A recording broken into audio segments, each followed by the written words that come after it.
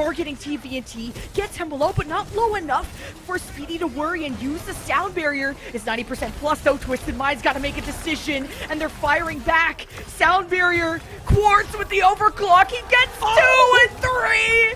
Quartz delivers every single time. Almost the ace, giving Twisted Minds round point on New Junk City. Hello everyone, more Saudi E-League content today. We're going to be focusing on the main man himself, Quartz. He was MVP of the whole tournament. He was MVP of the Grand Finals. He's already won a World Cup this year. He is on the biggest trend upwards of any hit scan at the moment. Probably easily the best hit scan in the West right now. Maybe even in the world on current form. He's so good in this meta. He was so good for Saudi Arabia. So good for Twisted Minds. So we're going to be taking a look at Sojourn a lot today. Generally how it's played in this meta and what sets Quartz so far above everybody else and all the other hit scans playing this meta right now.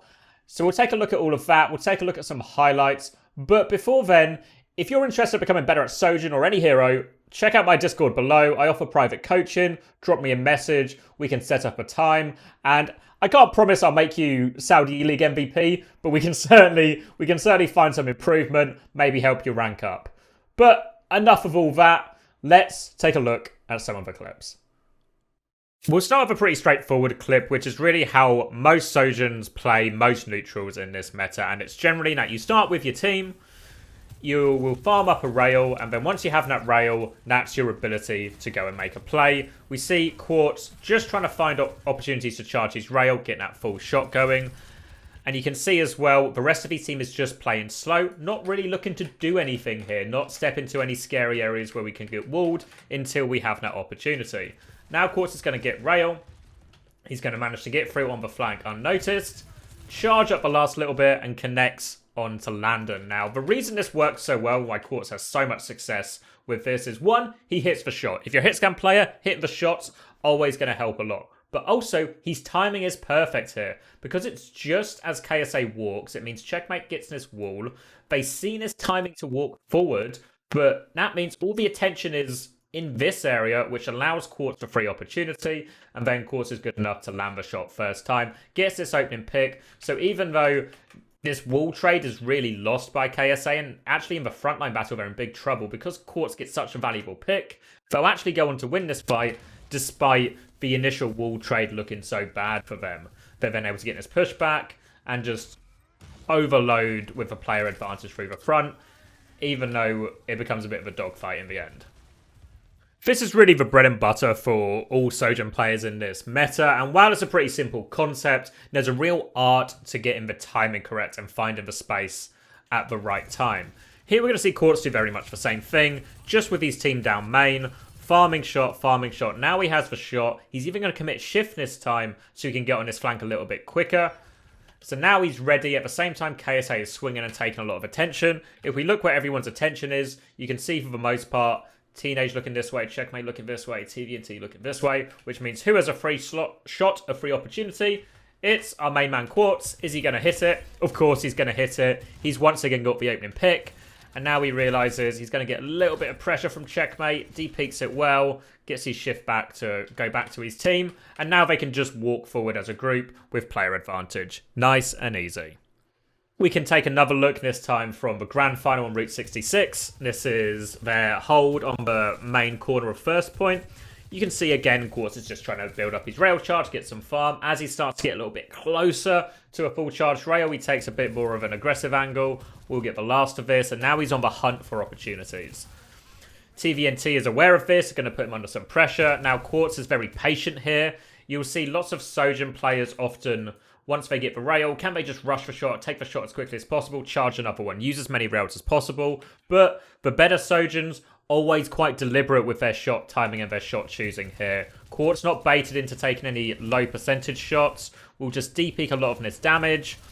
Wait for the opportunity to come to him. Now TVNT is going to overstep and Yubi gets this nice wall. Speedy has to dive over to try and help him out. And this is the opportunity. Nails the shot. And one thing you'll hear a lot of people talk about, it's talked about in Counter-Strike as well. The idea of everyone has crazy aim and hits a lot of shots, but the first bullet accuracy can make a huge difference in CSGO, even if generally you hit as many shots as the other people. And one thing Quartz does so well is he always nails this first rail. Doesn't take in multiple opportunities. The first one, he's always so patient, so deliberate with it, nails it so often. It's so hard to deal with if a Sojourn just nails their first peak shot like this. And is a big reason why he had so much success in this tournament. Whenever you're playing a flanking playstyle, it's really important you have good awareness of when you can get away with flanking, when you can push your flank harder, and when you need to give space. In that Route 66 example, we saw Quartz recognize when he had to give space and when he could be more aggressive, or when he just had to deep peek a little. And we'll see a similar thing here. Teenager's going to respawn on Widow and hit a pretty good shot onto Majid, which obviously puts Twisted Minds in a bit of a pickle.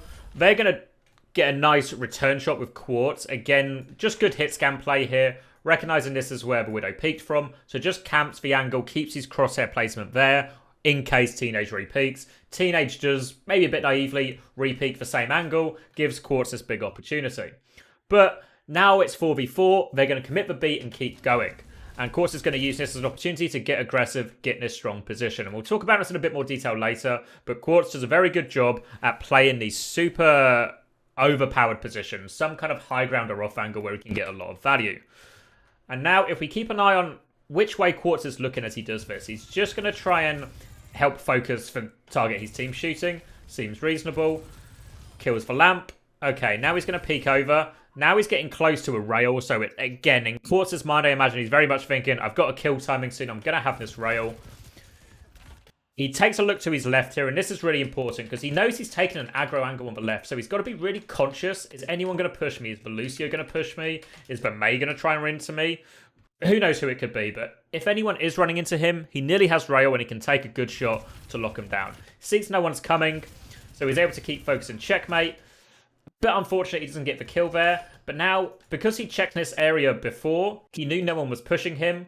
Understandably, we're all a little bit focused on getting a touch of the cart. So, he's going to actually deepen his flank and take the angle. Now he puts pressure on Teenage, so Teenage can't peek the main part of the fight. He's going to eventually miss the shot.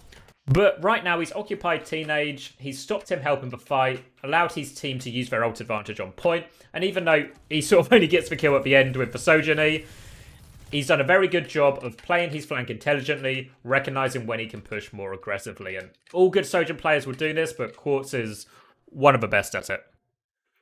Hopefully you're really getting the idea now of farm the rail and then go look for a kill opportunity and why it's been so successful for Quartz. But most Sojourns look to do this, so what's so special about Quartz doing it? And I think really it's the speed and timing of it, because most of the time in Overwatch, lots of people can make the right decision. It's just, can you make the right decision quicker than the enemy team?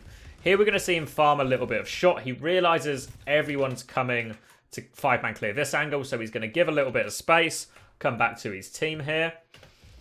Farm a bit more shot, farm a bit more shot. Teenage misses the rail there. Now he's going to go back to farming shot. Then as soon as he gets in his shot, you can see he's immediately looking for an opportunity. He's going to shift onto the high ground. And before anyone can move to mark it or pre-fire him, he's already got this opportunity. Nails the shot onto Landon. And once again, the fight's just over before it starts because he's just domed someone. And maybe not the most impressive shot Quartz has ever made in his life, but the speed at which he goes from farm the rail to find the kill opportunity just means GK have less and less time to react. Now, you can make a real argument GK maybe could have been more switched onto this flank or more aware he had rail and be more ready for it. But Quartz is making these decisions so quickly, it's really, really tough for GK to always be aware of his position, always be ready, and to try and juke the shot. We can take a look now at a slightly longer example where we see a few different things in play at the same time. So, Twisted Minds are retaking on their Midtown defense. We're going to see Quartz actually farm quite a bit of a shot early on. You can make a real argument that TVNT should be a little bit more disciplined with this, not feed so much of a shot. But it's unavoidable to large degrees as well. That he'll get it sooner or later. Now we're going to see them move up on this left-hand side. And you can see, if you watch Quartz, even as he's walking along here, he's starting to lean this side because he wants to get a little bit of a head start on this flank onto point. He's now got the full rail and he's going to go for the shot while his team trade on top. If I pause it now, he's taking the shot. the same time, his team is walking out. So again, all of GK's attention has to be pulled in this direction. And Quartz gets the opportunity to try and land the shot. Hits the body shot, can't quite finish it. Speedy manages to survive. All right. Now my position's compromised. I don't have shot. I'm not going to be able to farm another shot on this Lucio. Let's go back main, help my team a little bit more. All right. Nobody's looking at me too much now. I can farm a bit more shot. Maybe try and take some opportunities. They're going to wall me off. I know when they wall me off, now they're not looking to kill me because they've walled me off. So there's going to be no pressure coming towards me. Instead, I want to try and break the wall as quickly as I can. Help my team out. Seems really reasonable. Going to get full rail now. Now the wall's gone. Checkmate's put him under significant pressure. And they're going to lose KSA. So he's going to slide back out, de-peak it. And this is what all the best hitscan players in the Overwatch League or at any top level will do. As soon as you force him out of an angle, what is Quartz going to do? He's going to re-peak it immediately again. So if, from GK's perspective, they think they've just cleared this angle so it's safe for at least a period of time. But Quartz is so keen to re-push it and reads the body language of Checkmate or whoever's marking him well, knows he can re-push it for free, is able to re-push it, manages to get the lamp out, forces the lamp, and hits the trade just before he dies. And what a crucial trade to get, even though his team lose the fight and die to the ult. So in the end, this trade does so much for them, and we can see here Quartz getting multiple opportunities in the fight and really playing this peak, de-peak, peak again game super aggressively and making GK's life an absolute nightmare. Even though all of GK know what a threat he is, they're trying to do so much. He got walled in this fight. He got Checkmate coming and pressuring him out in this fight. Still wasn't enough. They get rid of him twice and he gets you on the third time. Flanking in Overwatch is easy. You just pick a side that isn't the main side, you walk there and you try and hit a shot. But the art to flanking and the skill and what makes Quartz a step above so many of the other Sojourns is reading what the other team is doing and responding to it correctly. So this is map 5 of the grand final, and it's fair to say the longer this series has gone on, the more and more attention has been put on Quartz. So he's having to de-peak a lot and re-peak aggressively like we saw in this Midtown example. But it's important. You don't just default to adapt into what the other team's doing, but you just play the situation in front of you. So this fight is going to start with Quartz popping his ultimate. Pretty powerful off angle. Doesn't hit the first shot. Gets walled off. Forces lamp. Doesn't hit any of the other shots. Put a lot of pressure out though. Still has a rail. Unlucky not to kill Speedy here.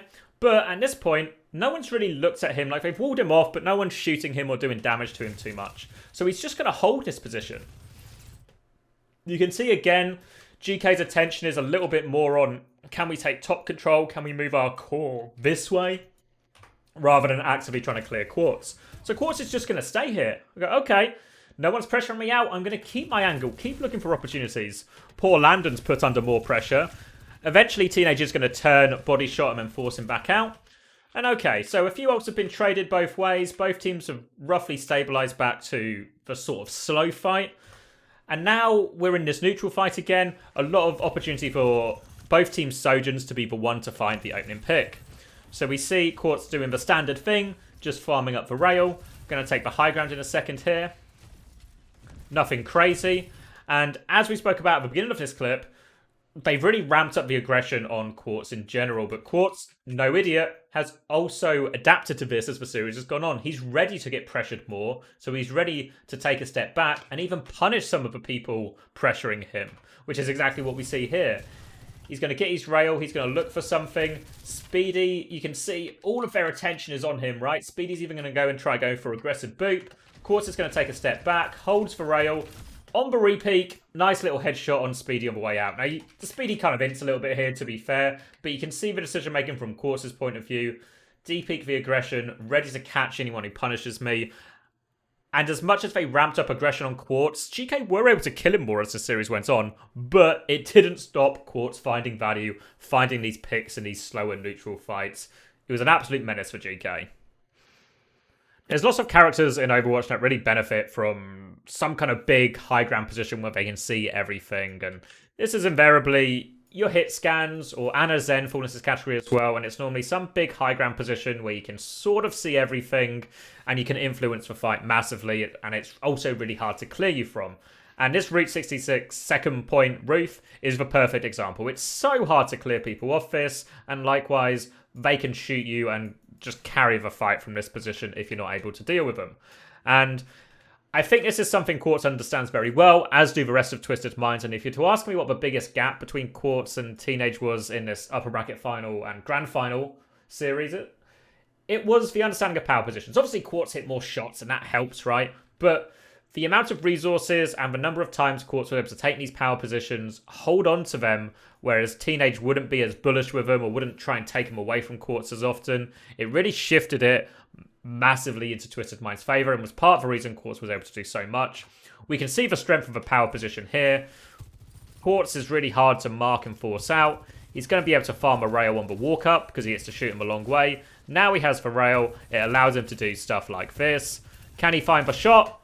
Landon jumps. Quartz nails it. And we talked about Quartz's first rail accuracy, how often he nails these shots. He does exactly that. And all of a sudden, this fight is over before it's even begun.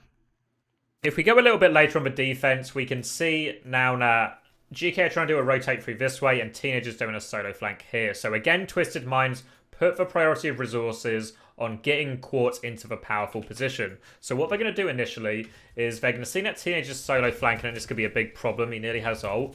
And they're going to all go with Quartz 3v1, 4v1 poor Teenage. They take care of him. They do lose Magic in the process, which is a bit of a big problem. But they've now got Quartz pretty much free reign to do what he wants. So what's Quartz's decision next? Well, try and farm the rail while nothing's happening. Now I'm getting pretty close to rail. Go on the high ground. Pop the ult. We can see Checkmate comes up to respond to him. We talked about how difficult these power positions are to mark. And Checkmate has to use wall to even get here. Hits one shot. Connects it. Checkmate had mail as well, which obviously ends up meaning it's a massive clutch. You can argue that, you know, Checkmate could have ice blocked this and everything. But Quartz is going to hit some nice shots to stylishly finish it off. Gets the huge clutch. Seals the map for his team. And while GK could have played this better, I think it's clear to see Twisted Minds are prioritising resources into Quartz and getting Quartz into these carry positions. And boy, does Quartz deliver if you can put him in these positions. We can see this here on Midtown as well, where Twisted Minds have to do this difficult retake onto first point. So we're going to see Quartz do what he always does, farm as much rail, help his mate KSA out of this wall situation, get a bit more charge here. Now, importantly, and this is maybe more of a criticism of GK than anything, but Quartz now has most of a rail for the retake, so he can take it quite aggressively. Meanwhile, how much does our boy Teenage have? Well, it's a fat 0, right? So even though Teenage can have what we would call the power position on this point, he's got this high ground, he can oversee the point.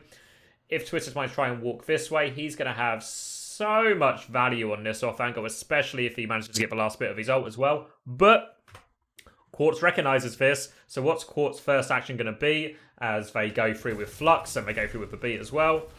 He's going to jump exactly onto Teenage. Now, obviously, the beat helps him here, but because of the rail advantage here, it's actually so hard for Teenage to win this fight, especially because of the beat.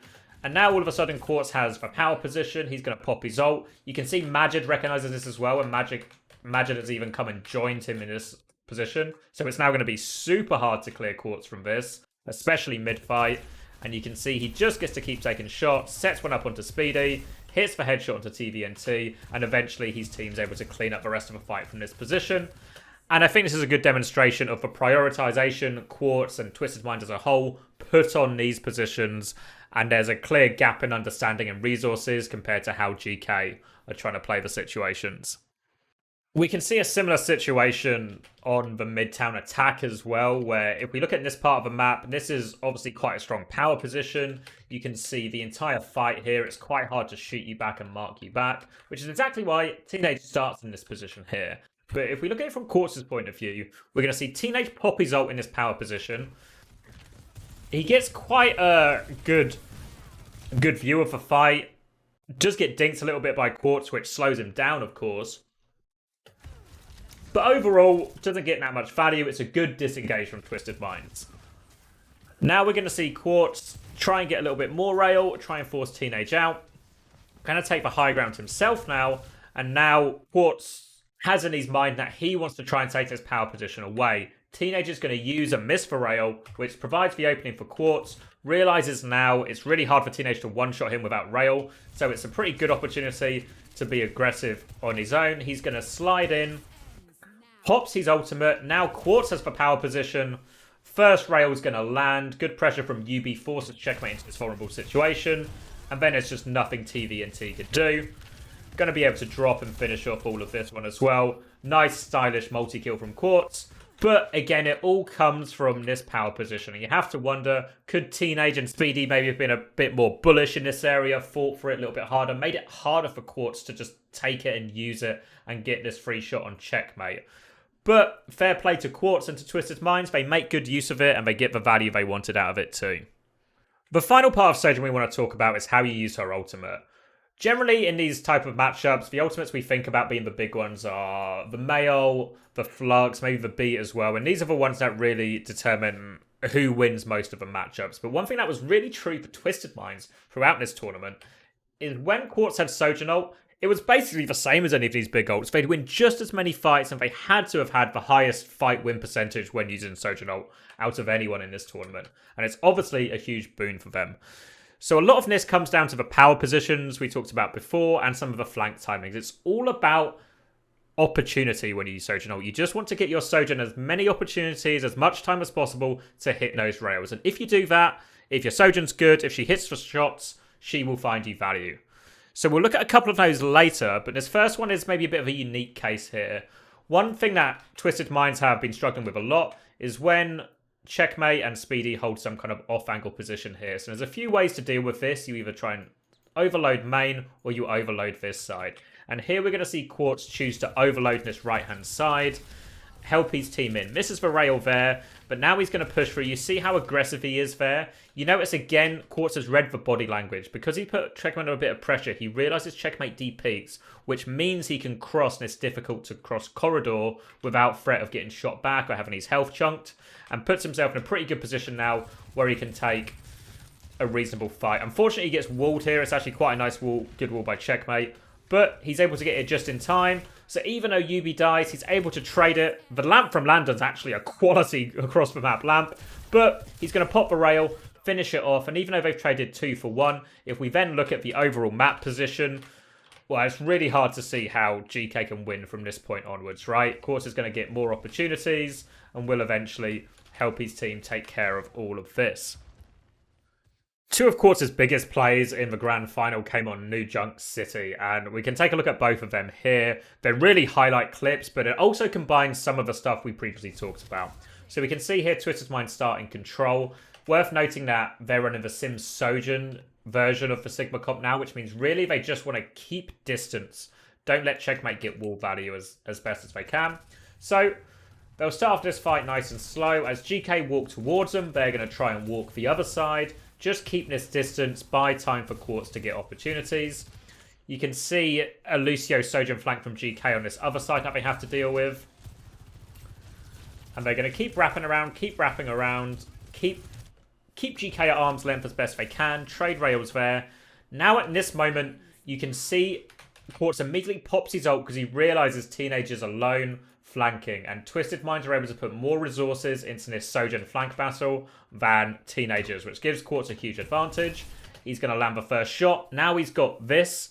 We talked about Sojourn all being about opportunities. How many free shots can you give your Sojourn to cook with? If you can win the Sojourn battle this early on, it gives Quartz so much freedom to peek. And then the question is, can Quartz hit the shots? And as we can see, Quartz can hit the shots. Headshot, headshot, collateral for the finish. Not too bad.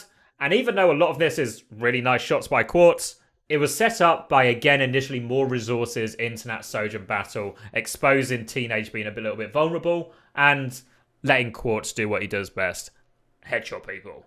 The final one we'll look at is from New Junk City Point C.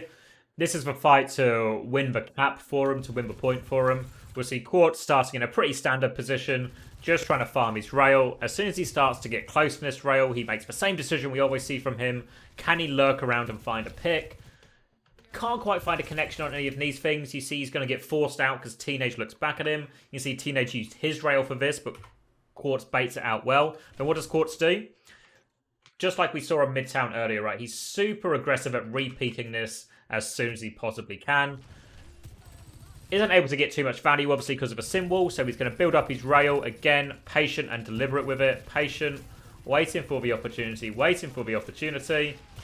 Again, Teenager's going to try and find the opportunity on him. You can see Checkmate's even actually TP'd aggressively to put him under more pressure. Quartz does a good job of reading where the other team's attention is, realizes all the attention is on him. So I might as well just go back to main. If all the pressure is on this side of the map, on this window, everyone's looking at me, but actually it's just main that's suddenly the best opportunity for me to get value out of my Sojourn ult. This is where there'll be more space and more opportunities. He puts himself in a position where he has more space and more opportunities, and the question is, if you've got the space, can you hit your shots? And, well, what do you think? There's one. Nice double onto Landon, and probably the best shot of Grand Finals, really. Nice little air shot onto him, and then cleans up onto Checkmate as well. Great clip from Quartz, and as well as hitting all the shots, a really good demonstration of his decision-making in the moment too. While there were a lot of strong Sojourn performances at the Saudi E-Leagues, it was fair to say every time Quartz and Twisted Mind were in the server, the Sojourn gap was unbelievably Quartz favoured. And I think a lot of it comes down to not just the fact that he hit a lot of shots, of course that helps, and of course his aim is incredible, but also his reading of the game, his ability to time his flanks with his team, to find openings when GK don't expect, and this comes down to his speed of decision making, the fact that he always hits this first rail as well, and also reading the enemy team's body language was crucial. Does he have to give a little bit of space because there's loads of attention on the flank? Is the space actually in main like we saw in that last New Junk City clip? Or can he re-peek the wide angle aggressively because he's faked the other team out, taken their attention, gone back, re-peeked it when they're not expecting it? We've seen Quartz do all of these things. We've seen him play slow, play fast and aggressive. We've seen him hold the angle when there's no pressure on it.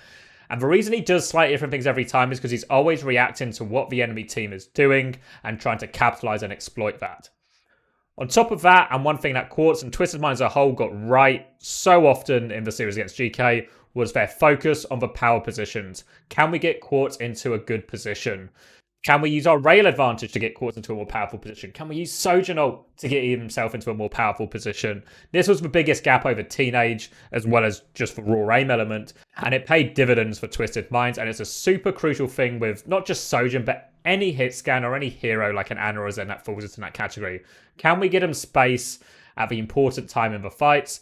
And Twisted Minds did such a good job, and Quartz paid him back massively by hitting all these shots. So I think really Quartz has made a great candidacy for best hit scan in the West right now. Certainly on form he is, maybe even best hit scan in the world. That's maybe a bit of a stretch, and it'll be hard without seeing people go head to head, but the performances he's been putting in lately certainly make him a candidate for one of the best in the world right now. Thanks for watching. I'll see you next time.